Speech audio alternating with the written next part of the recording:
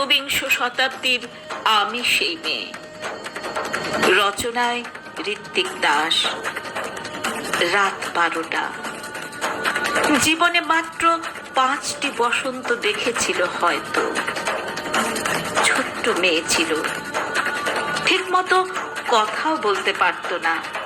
নিষ্পাপ কোমল মেয়ে। সে ছিল গোলাপের কুঁড়ির মতো।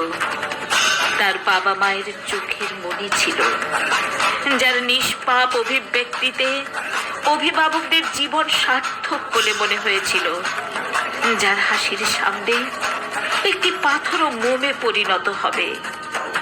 সেই নিষ্পাপ কুঁড়ি চুরমার হতে থাকলো নিচের ঘরে।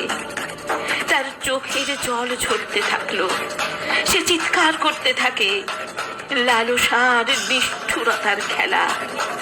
মানুষের এই বর্বরতা দেখে শয়তানও লজ্জা পাবে।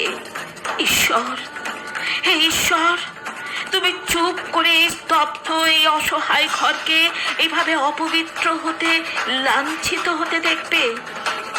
জানি তুমি এদেশকে কন্যা দিতেও ভয় পাবে।